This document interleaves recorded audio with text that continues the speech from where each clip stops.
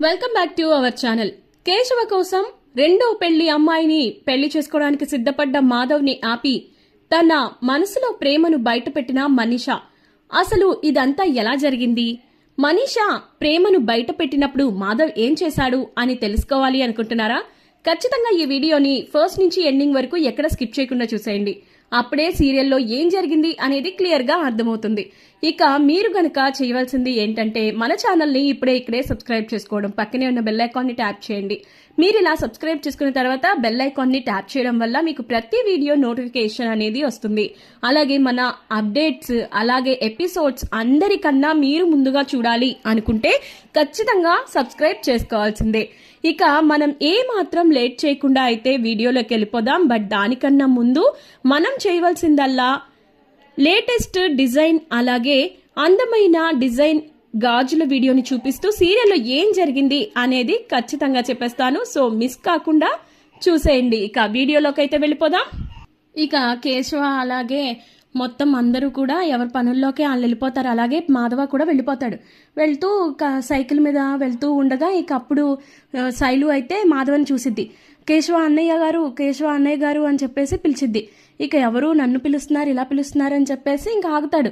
ఆగేసరికి శైలు వచ్చింది. శైలు నువ్వేనా అమ్మా మా కేశవని ప్రేమించింది అంటే అవునండి నేనే అని చెప్పేసి అనేసరికి ఇక అప్పుడు ఏంటమ్మా నన్నెందుకు ఆపావు అని చెప్పి అడుగుతాడు.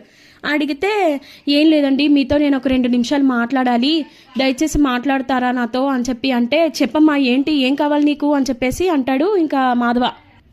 ఇక ఆ మాటకి సరే ఏంటో చెప్పమ్మా అంటాడు. అంటే ఇంక అప్పుడు ఏం లేదండి నాకు మా ఇంట్లో వాళ్ళు రోజుకి విపరీతమైన ఒత్తిడి పెట్టేస్తున్నారు, నాకు ఏం చేయాలో అర్థం కావట్లేదు. నేనేమో ఇంకా కేశవని తప్ప ఇంకెవ్వరిని కూడా పెళ్లి చేసుకోను, ఎందుకంటే నేను కేశవని మనస్ఫూర్తిగా కూడా ప్రేమించాను. అతని లాంటి వాడిని వదిలేసుకోవడం అంటే నాకన్నా దురదృష్టవంతురాలు ఇంకెవ్వరూ ఉండరు. అందుకే ఈ విషయంలో నేను ఏం చేసైనా సరే కేశవని మాత్రమే పెళ్లి చేసుకోవాలని మెంటల్గా డిసైడ్ అయిపోయాను అని చెప్పి అంటే అది మంచి విషయమే కదమ్మా అని పెద్ది అంటాడు. పెద్ది అలా అనేసరికి అది కాదండి ఇక్కడ సమస్య ఏంటంటే మా ఇంట్లో వాళ్ళు రోజుకి కూడా ప్రెషర్ పెట్టేస్తున్నారు, ఏదో ఒక పెళ్లి సంబంధం తీసుకొచ్చి నాకు పెళ్లి చేయాలని ప్రయత్నిస్తున్నారు. నాకేమో ఇక వాళ్ళని తప్పించుకోలేక ప్రాణం పోతోంది. అందుకే ఈ తాళిబొట్టును తీసుకొని వెళ్ళి నిన్న ముంగీస్ దగ్గరికి వెళ్ళి నా మెడలో ఈ తాళిబొట్టు కట్టు అని చెప్పేసి అడిగాను. తనేమో వినట్లేదు అని అంటే ఏమ్మా అని అంటే అప్పుడు షాక్ అయిపోతాడు పెద్ది. ఏంటమ్మా మీరు చేసేది, మీరు అలా పెళ్లిళ్ళు చేసుకుంటే మీ తల్లిదండ్రులు ఏమైపోతారు అని చెప్పి అంటే అయ్యో మీకు అర్థం కావట్లేదండి, మీకు ప్రాబ్లం ఏంటి అని అనేది అర్థం అవ్వట్లేదు. మా అమ్మ నాన్న అసలు మాట వినట్లేదు కూడా. ఈ విషయంలో కేశవని తప్ప ప్రపంచంలో ఎవరినైనా సరే నువ్వు పెళ్లి చేసుకో, మాకు ఎలాంటి సమస్య లేదు అని చెప్పి నా మొహం మీద చెప్పారు. నేనేమో కేశవని తప్ప ప్రపంచంలో ఇంకెవ్వరిని కూడా పెళ్లి చేసుకునే పరిస్థితిలో లేను. ఈ విషయంలో నాకు ఏం చేయాలో కూడా అర్థం కావట్లేదు అని చెప్పి అంటే మరి కేశవ ఏమన్నాడమ్మా అని చెప్పి పెద్ద అడుగుతాడు. అలా అడిగేసరికి ఇదిగో ఈ తాళిబొట్టు తీసుకెళ్ళి నా మెడలో తాళి కట్టరా బాబు అని చెప్పి అంటే మా అన్నయ్య మాధవకి పెళ్లి కాకుండా నేను ఎట్టి పరిస్థితుల్లోనూ పెళ్లి చేసుకోను అని మొహం మీద చెప్పేశాడు అని చెప్పి అనగానే మాధవ ఒక్కసారిగా షాక్ అయిపోతాడు. అంటే వాడి ఉద్దేశం ఏంటమ్మా అని చెప్పి అడుగుతాడు. ఇంకేముంది మీ తమ్ముడు చక్రి గారు ఆల్రెడీ ఒక అమ్మాయిని పెళ్లి చేసుకొని ఇంటికి తీసుకొచ్చారు. ఆ దెబ్బతో మీకు సంబంధాలు రావడమే మానేశాయి. ఆ తర్వాత మీ ఇంటికి ఏదో శాపం ఉందని నలుగురు నోళ్లలోనూ ఉంది. మీకు ఆ మాత్రం వచ్చే సంబంధాలు కూడా రావట్లేదు. ఇక ఇప్పుడు కేశవ కూడా నన్ను ఇలా పెళ్లి చేసుకుని మీ ఇంటికి తీసుకొచ్చాడే అనుకుందాం. ఇక మీకు జన్మలో పెళ్లి కాదని కేశవ ఉద్దేశం అని చెప్పేసి శైలు అంటది.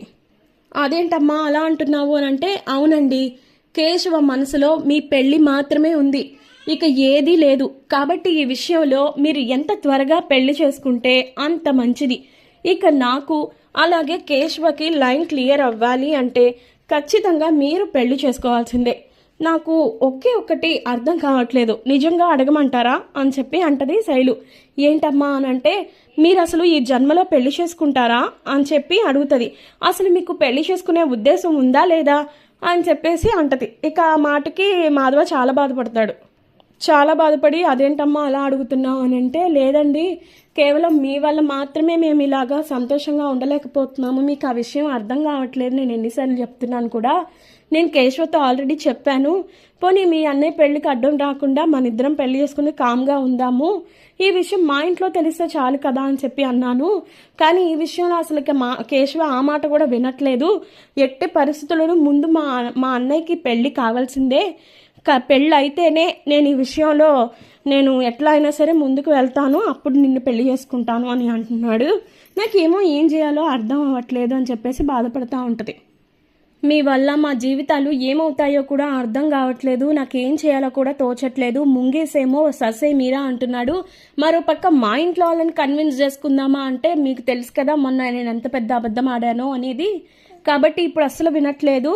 ఈ విషయంలో నాకు ఏం చేయాలో అస్సలు అర్థం కావట్లేదు మాధవ గారు, మీరే కొంచెం మా పరిస్థితిని అర్థం చేసుకోండి, ఏదో ఒక నిర్ణయం అయితే తీసుకోండి. ఈ విషయంలో మీకు నేను ఇంతకు మించి చెప్పకూడదు, చెప్పలేను కూడా, కాబట్టి మీరే అర్థం చేసుకోండి. మీరిక ఏదో ఒక నిర్ణయం తీసుకుంటే నేను కేశవ పెళ్లి చేసుకుని సంతోషంగా ఉంటాము, లేకపోతే మా అమ్మ నాన్నలు ఖచ్చితంగా వేరే ఏదో పెళ్లి చేస్తారు, అప్పుడు నేను బ్రతికుండి కూడా చచ్చిపోయినట్టే లెక్క. అంతేకాదు నేను ప్రాణాలు తీసుకోవడానికి కూడా వెనకాడను, ఎందుకంటే నేను కేశవన్ తప్ప ఇంకెవ్వరిని కూడా పెళ్లి చేసుకొని ప్రపంచంలో అని చెప్పేసి మొహం మీద చెప్పేసి వెళ్ళిపోతుంది శైలు.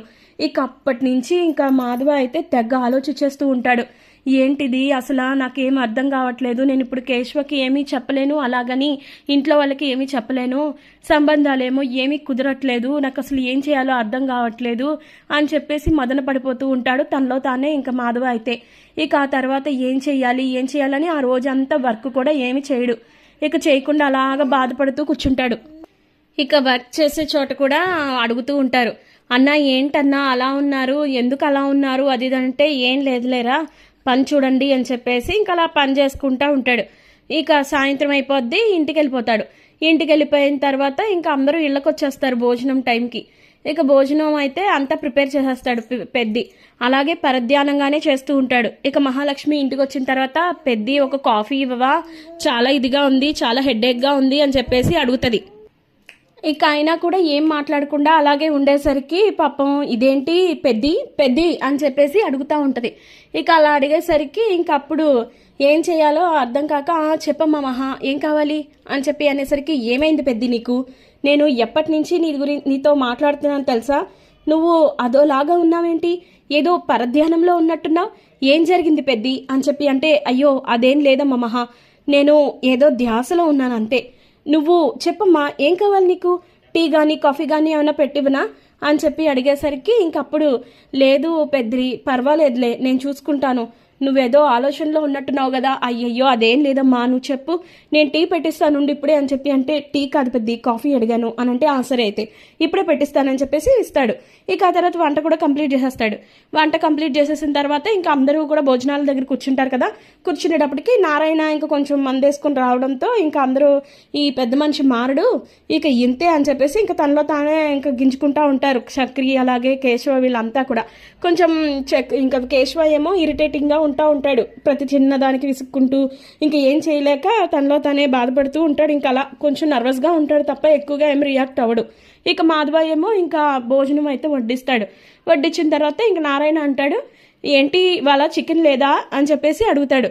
అలా అడిగేసరికి ఇంకా ఫస్ట్ కోపం వస్తుంది కేశవకి చక్రికి, కానీ ఏం మాట్లాడకపోయేసరికి ఇంక అప్పుడు మళ్ళీ అడుగుతాడు, కొంచెం చికెన్ వండితే మీ సొమ్మేమన్నా అరిగిపోతుందా అది ఇది అనేసరికి ఇంకా కోపం వస్తుంది కేశవకి. ఇక గట్టిగా అరుస్తాడు, నీకు చికెన్ లేకపోతే ముద్ద దిగదా, ఇక్కడ ఇంట్లో వాళ్ళకి ఎన్ని సమస్యలు ఉన్నాయి, ఎన్ని ప్రాబ్లమ్స్ ఉన్నాయి అనేది నీకు కొంచెం కూడా అర్థం కావట్లేదు, నీ ఇష్టానికి మాట్లాడుతున్నావు, నీకు కొంచెమన్నా ఇంట్లో పరిస్థితులు ఏమన్నా అర్థమవుతున్నాయా, మొక్కు తీర్చుకోవడానికి వెళ్ళాము దేనికోసం, అన్నయ్య పెళ్లి చేయడానికి కదా, మరి అన్నయ్య మీద ఉన్న దోషం తొలగిపోయింది, ఇప్పుడు పెళ్లి చేసే ప్రయత్నంలో నువ్వేం చేస్తున్నావు, ఇంటికి వచ్చి చికెన్ ఉందా మటన్ ఉందా అని చెప్పి అడుగుతున్నావు, అసలు నీకు బుద్ధి జ్ఞానం ఇలాంటివి ఏమీ ఆ దేవుడు పెట్టలేదా, ఇంట్లో వాళ్ళు ఎన్ని సమస్యలతో సతమతం అయిపోయినా నీకు ఎటువంటి పట్టింపు ఉండదా అని చెప్పేసి ఇంకా రకంగా మాట్లాడుతూ ఉంటాడు. ఇక కేశవ అయితే ఆ మాటలకి చక్రి కూడా షాక్ అవుతాడు, అలాగే మహా కూడా షాక్ అవుద్ది, ఇదేంటి ఎప్పుడు లేనిది ఇంత కోపంగా మాట్లాడుతున్నాడు అని చెప్పేసి అనుకుంటా ఉంటారు. కానీ ఏం మాట్లాడరు, ఏమో ఏదైనా ఫ్రస్ట్రేషన్లో ఉన్నాడేమోలే అని చెప్పేసి అనుకుంటా ఉంటారు. ఇక అప్పుడు మాధవ తనలో తానే అనుకుంటా ఉంటాడు, ఇదేంటి అసలు కేశవ ఎప్పుడు కూడా నాన్న మీద ఎక్కువగా అరవడు, అలాంటిది ఇలా అంటున్నాడంటే ఇక ఆ పిల్ల ఎంత ఇదవుతుందో నాకు అర్థమవుతుంది, వీడు కూడా ఎంతో బాధపడుతున్నాడు, ఇక ఆ రకంగా అయితే కేశవ గురించి మనసులో బాధపడుతూ ఉంటాడు మాధవ. ఏం జరుగుతున్నా సరే, ఏం జరిగినా సరే ఈసారి నేను ఏదో ఒక నిర్ణయం తీసుకోవాలి. నా తమ్ముళ్ళు జీవితం బాగుండాలనే కదా నేను ఇంత పెద్ద నిర్ణయం తీసుకున్నాను. అటువంటిది వాళ్ళే ఇప్పుడు సంతోషంగా ఉండట్లేదు అని అనిపిస్తే నేనేం చేస్తాను? ముఖ్యంగా ఇంకా నా తమ్ముడు కేశవ సంతోషంగా ఉండాలి. అలా వాడు సంతోషంగా ఉండాలి అంటే ఖచ్చితంగా వాడు ప్రేమించిన అమ్మాయిని పెళ్లి చేసుకోవాలి. అటు ఆ పిల్ల కూడా తెగ బాధపడుతుంది, వాళ్ళ అమ్మా నాన్నల నుంచి తప్పించుకోలేకపోతుంది. ఇప్పుడు ఏం చెయ్యాలి అని చెప్పేసి ఇంకా తనలో తానే బాధపడుతూ ఉంటాడు. ఇక అలా బాధపడుతూ ఉన్నా కూడా అలా బాధపడుతూ ఉంటాడు. ఇక అప్పుడు కేశవ ఏమో ఇంకా ఇరిటేటింగ్గా ఉండడంతో నాకు ఇంకా అన్నం తినబుద్ధి కావట్లేదు అని చెప్పేసి ఇంకా అన్నం దగ్గర నుంచి లేచి వెళ్ళిపోతాడు. ఒరే కేశవ, అలాగా అన్నం దగ్గర నుంచి లేచి వెళ్ళకూడదురా, తప్పురా అని చెప్పేసి చక్రి అంటాడు. నాకు ఇప్పుడు తప్పప్పుల గురించి ఆలోచించేంత శక్తి ఓపిక రెండూ లేవన్నయ్యా. నా మనసు బాగోలేదు. మనసు బాగోపోతే అన్నం మనసుకి గొంతులోకి ఎలా దిగుతుంది చెప్పు అని చెప్పేసి ఇంకెళ్ళిపోతాడు. వెళ్ళిపోయేసరికి మాధవ ఇంకా బాధపడతాడు. అయ్యో ఇదంతా నా వల్లే కదా, నా తమ్ముళ్ళ జీవితాలు బాగుండాలని నేను ప్రతి క్షణం కోరుకుంటున్నాను. కానీ ఇప్పుడు నా వల్లే వాళ్ళ జీవితంలో సంతోషం లేకుండా పోయింది. ఎలా అయినా సరే వాళ్ళ జీవితాన్ని సెటిల్ చేయాల్సిన బాధ్యత నాదే అని చెప్పేసి ఇంకా తనలో తానే అనుకొని అప్పుడు అనుకుంటాడు, నిర్ణయించుకుంటాడు. ఇక మొత్తం అందరూ భోజనాలు చేస్తారు, ఇంకా వెళ్ళిపోయి పడుకుంటారు కదా. ఇక మాధవకి మాత్రం నిద్ర పట్టదు. అసలు నాకు ఏం చేయాలో కూడా అర్థం కావట్లేదు ఈ విషయంలో. అసలు నేను ఎందుకు ఇలా అయిపోయానో తెలియట్లేదు. గాయత్రిని ప్రేమించిన తర్వాత నేను ఇంకెవరిని కూడా ఆ దృష్టితో చూడలేకపోతున్నాను. కానీ నా జీవితంలోకి వచ్చిన ఏ అమ్మాయినైనా సరే నేను సంతోషంగా చూసుకోగలను, ఆ నమ్మకం నాకుంది. కాకపోతే నా జీవితంలోకి రావడానికి ఏ అమ్మాయికి ఇది లేదనుకుంటాను అని చెప్పేసి ఇంకా మదన పడిపోతూ ఉంటాడు. లేదు, రేపొద్దున్న ఏదైనా సరే చెయ్యాలి. శైలుకి అలాగే కేశవకి వెంటనే పెళ్లి చేసేయాలి. వాళ్ళిద్దరి జీవితం సంతోషంగా ఉండాలన్నా, లేదంటే నా తమ్ముళ్ళ సంతోషంగా ఉండాలన్నా ఖచ్చితంగా నేను పెళ్లి చేసుకోవాలి. ఈ విషయంలో నేను ఇంకా ఆలస్యం చేయకూడదు అని చెప్పేసి ఇంకా తనలో తానే అనుకుంటాడు. అనుకొని ఇంకా పొద్దుటే అయ్యిద్ది కదా, నిద్రపోయిన ఇంకా పొద్దున్నే లేచి ఇంక తొందరగా అందరికన్నా తొందరగా రెడీ అయిపోతాడు. ఎలా అయినా సరే పెళ్ళిళ్ళ పేరైన కలవాలి అని చెప్పేసి. ఇక అప్పుడు పొద్దుటే అయ్యిద్ది. ఇంకా మొత్తానికి ఫస్ట్ రెడీ అయిపోయి వెళ్ళిపోతాడు. ఇక అసలు లంచ్ బాక్స్ ఇవ్వడు, ఎవరికి ఏమి టీలు ఇవ్వడు, కాఫీలు ఇవ్వడు, ఏమి ఇవ్వడు. ఇక మాధవ ఏమో అలా వెళ్ళిపోవడం చూసిన మహాలక్ష్మి ఒక్కసారిగా షాక్ అయిపోతుంది. ఇదేంటి ఇంత పొద్దున్నే పెద్ద ఎక్కడికి వెళ్ళిపోతున్నాడు అని చెప్పి చక్రిని లేపిద్ది. చక్రిని లేపితే, చక్రి గారు మీ అన్నయ్య పొద్దుటే ఎక్కడికి వెళ్ళిపోతున్నారంటే, అవునా అన్నయ్య పొద్దున్నే వెళ్తున్నాడా, అదేంటి భోజనం కూడా చేయకుండా క్యారేజీలు కూడా వండకుండా వెళ్ళిపోతున్నాడా, ఏమై ఉంటుంది అని చెప్పి అంటే, ఏమో తెలీదు, నేను నిద్ర లేచి చూసేటప్పటికే ఇక అలా బయటికి వెళ్ళిపోతున్నారు సైకిల్ మీద అని చెప్పేసి అంటది మహాలక్ష్మి. ఇక ఆ మాటకి అయితే ఏదో బాధపడుతున్నట్టున్నాడు. రాత్ర కేశవ ఫుడ్ తినలేదు కదా, అందుకే ఏమన్నా ఫీల్ అయ్యాడేమో అని చెప్పేసి ఇంకా తనలో తానే అనుకుంటా ఉంటాడు. ఇక చక్రి కూడా ఇక ఆ తర్వాత ఎవరి పనులు వాళ్ళు చూసుకుంటారు కదా. ఇంకా చక్రి ఏమో మాధవ ఏమో ఇక వెళ్ళిపోతూ ఉంటే ఇంకప్పుడు పెళ్ళిళ్ళ పేరయ్య ఒకళ్ళతో మాట్లాడుతూ ఉంటాడు. సరే అమ్మా, నేను చూస్తానులే, మీరేమి కంగారు పడకండి, నేను మాట్లాడతాను, అన్ని విషయాలు కూడా చెప్తాను అబ్బాయి వాళ్ళకి, అప్పుడు ఈ సంబంధం నచ్చితేనే చేసుకుందరు, లేకపోతే లేదు, అన్నీ చెప్పి మాత్రమే పెళ్లి చేద్దాము అది ఇది అని చెప్పేసి అంటారు. అన్న తర్వాత ఎలాగో రెండు పెళ్లి వాళ్ళే కదా అన్నట్టు మాట్లాడితే ఇక అప్పుడు మాధవ వస్తాడు. వచ్చి నమస్కారం పంతులు గారు అని అంటే, నమస్కారం అయ్యా, ఎలా ఉన్నావు, ఏంటి, ఏం చేస్తున్నావు అని అంటే, ఏం లేదండి మీతో మాట్లాడడానికి వచ్చానంటే, చెప్పవయ్యా విషయం ఏంటి అని చెప్పి అడుగుతాడు పంతులు గారు. అడిగేసరికి ఏం లేదండి, ఇలా నాకు సంబంధాలు చూడమని చెప్పాను కదా, ఏమైనా సంబంధాలు వచ్చినాయి అంటే, సంబంధాలు నీకు ఇప్పుడు రావట్లేదయ్యా, నీ వయసు రీత్యా చాలా మొదటి సంబంధాలు కూడా లేవు, ఏం చేస్తాం, కొన్నిసార్లు తప్పదు మరి. నా దగ్గర ఒక సంబంధం ఉంది, ఇప్పుడే మాట్లాడాను. ఏంటి అంటే, ఒక అమ్మాయి ఉంది, ఆ అమ్మాయి భర్త ఇటీవలే తన భర్తకి ఏదో గొడవ రీత్యా విడాకులు ఇచ్చిందట. ఇక ఆ అమ్మాయికి ఇప్పుడు వాళ్ళ తల్లిదండ్రులు రెండో పెళ్లి చేయాలని నిర్ణయించుకున్నారు. అందుకే ఒక పెళ్లి కొడుకుని చూడమని చెప్పారు. కాకపోతే పెళ్లి కొడుకు ఖచ్చితంగా రెండో పెళ్లివాడై ఉండాలని కండిషన్ పెట్టారు అని చెప్పి అనేసరికి, అవునా అలా అంటారా అని చెప్పి అంటే, ఎందుకు అని అడుగుతాడు మాధవ. ఏం లేదయ్యా, ఇప్పుడు పెళ్ళయ్యి విడాకులు ఇచ్చింది అని అంటే ఎవరికైనా చులకనే కదా, మొదటిసారి పెళ్లి చేసుకునే అబ్బాయి ఎవరు దొరుకుతారు చెప్పు, అందుకే రెండో పెళ్లివాడనుకో ఖచ్చితంగా ఇద్దరి మధ్య ఒక అండర్స్టాండింగ్ ఉంటుందని వాళ్ళ ఉద్దేశం అని చెప్పి అన్నాక, మీకు నా సంగతి తెలుసు కదండి అని చెప్పి అంటే, తెలుసు అని అంటే, నా మీద మీకు మంచి అభిప్రాయమే ఉంది కదా, నా జీవితంలోకి వచ్చిన ఏ అమ్మాయినైనా నేను సంతోషంగా చూసుకోగలనని మీకు తెలుసు కదా అంటే, అయ్యో నువ్వు వయసు రీత్యా కాస్త పెద్దవాడివే కానీ నువ్వు చాలా మంచి వ్యక్తివయ్యా, నీ జీవితంలోకి ఏ అమ్మాయి వస్తుందో తెలియదు కానీ చాలా అదృష్టవంతురాలని కూడా చెప్తాను నేను అని చెప్పి అనేసరికి ఇంకప్పుడు అలా అయితే ఆ పెళ్లి నేను చేసుకుంటానండి అని చెప్పి అంటాడు. దాంతో ఒక్కసారిగా పంతులు గారు కూడా షాక్ అయిపోతాడు. అదేమిటయ్యా నువ్వు పెళ్లి చేసుకోవడం ఏంటి? ఆ అమ్మాయి విడాకులు ఇచ్చిన అమ్మాయి, అలాంటిది రెండో పెళ్లివాడికే గాని నీకెందుకయ్యా అని చెప్పి అంటే, లేదండి నేనున్న పరిస్థితుల్లో నాకు ఇప్పుడు వెంటనే పెళ్లి జరగాలి, అలా జరగాలి అంటే ఖచ్చితంగా నా కళ్ళ ముందు ఉన్న సంబంధమే నేను ఫిక్స్ చేసుకోవాలి, దయచేసి ఈ విషయంలో మీరు అడ్డు చెప్పొద్దు, వాళ్ళకి ఓకే చెప్పండి, అలాగే నేను మా ఇంట్లో వాళ్ళకి కూడా చెప్పి నేను పెళ్లి చూపులకు వస్తాను అని చెప్పి అనేసరికి ఇంకప్పుడు అతను అంటాడు, పంతులు గారు సరేనయ్యా నువ్వు ఇంతలాగా అడుగుతున్నావు కాబట్టి నీ బాధ కూడా నేను అర్థం చేసుకోగలుగుతున్నాను కాబట్టి ఒక పని చేయి, నువ్వు మీ ఇంట్లో వాళ్ళెవరికి కూడా ఇది రెండో పెళ్ళని చెప్పకు, మొదటి పెళ్లి చూపులే అని చెప్పు, అప్పుడే వాళ్ళు ఒప్పుకుంటారు, లేకపోతే మీ తమ్ముళ్ళ ముగ్గురు వచ్చి నా మీద పడతారు అని చెప్పి అనేసరికి సరేనండి నేను అలాగే చెప్తాను అని చెప్పేసి అంటాడు. ఇక మాధవ అయితే నేను వెంటనే పెళ్లి చూపులు కూడా ఏర్పాటు చేస్తాను చూసుకో మరి అని చెప్పేసి అంటాడు. ఇంకా పంతులు గారు ఇక ఇదంతా కూడా బన్సీ వినేసి షాక్ అయిపోతాడు, చాలా బాధపడతాడు. ఇక ఆ తర్వాత షాప్కి వెళ్ళిపోయిన తర్వాత ఇక అప్పుడేమో మరో పక్క అయితే పంతులు గారు అంటారు, సరేనయ్యా ఈ విషయం నేను మీ ఇంటికి వెళ్ళి చెప్తానులే, ఎలాగో నేను అటువైపు వెళ్తున్నాను నువ్వు వెళ్ళిపో పని చూసుకో అని చెప్పేసి అంటే సరే అని చెప్పి పంతులు గారు ఇంటికి వెళ్తారు. ఇంటికి వెళ్తే నేను మీ అన్నయ్యకు ఒక దివ్యమైన సంబంధం చూశానయ్యా అని చెప్పి చక్రికి అలాగే మాధవకి చెప్తా, ఇంకా కేశవకి చెప్తా ఉంటాడు. అప్పుడు కేశవ చాలా హ్యాపీగా ఫీల్ అవుతాడు. ఇక దగ్గరికి వచ్చేసి పంతులు గారిని పట్టేసుకొని, నిజంగానా అండి, నిజంగా మా అన్నయ్యకి పెళ్లి సంబంధం చూసారా, ఎవరా అమ్మాయి, ఎక్కడుంటుంది, ఏం చేస్తుంటుంది, అది ఇది అని ఇంకా వివరాలు అడిగితే చాలా మంచి సంబంధం అయ్యా, పెద్దింటి కుటుంబమే, ఇక అమ్మాయి కూడా చాలా మంచిది, ఇక ఈ విషయంలో తిరుగులేదు, అది ఇది అని చెప్పేసి ఇక నేను త్వరలోనే పెళ్లి చూపులకి ముహూర్తం కూడా పెట్టిస్తాను, ఏమంటారు అని చెప్పంటే ఇంత మంచి శుభవార్త చెప్పారు, మీకు నోరు తీపి చేస్తాను అని చెప్పి మహాలక్ష్మి లోపలికి వెళ్ళి ఇంకా స్వీట్ తీసుకొచ్చి పెట్టింది. ఇక ఆ తర్వాత ఆ ఇంట్లో వాళ్ళు కూడా చాలా హ్యాపీగా ఫీల్ అవుతూ ఉంటారు. ఇక ముఖ్యంగా కేశవ అలాగే చక్రి, నిజంగా అన్నయ్యకి పెళ్ళైపోతే ఎంత బాగుంటుంది కదా, అన్నయ్య మొహంలో సంతోషం చూసి ఎన్నో సంవత్సరాలు అవుతుంది, ఇప్పుడు తన సంతోషం కోసం ఏమైనా చేయొచ్చు అనిపిస్తుంది అని చెప్పేసి ఇంకా అలా మాట్లాడుకుంటూ ఉంటారు. ఇక కేశవ కూడా హ్యాపీగా ఫీల్ అవుతూ ఉంటాడు. ఇక మరో పక్క షాప్కి వెళ్ళిన తర్వాత ఇంకా బన్సీ అయితే నువ్వు చేసేదేం బాలేదన్నా అని చెప్పి మాధవతో అంటాడు. నేనేం చేశానరా అని చెప్పి అంటే, నువ్వు పంతులు గారితో మాట్లాడిందంతా విన్నాను అని చెప్పేసి అంటాడు. అనేసరికి ఒక్కసారిగా ఇంకా షాక్ అయిపోతాడు.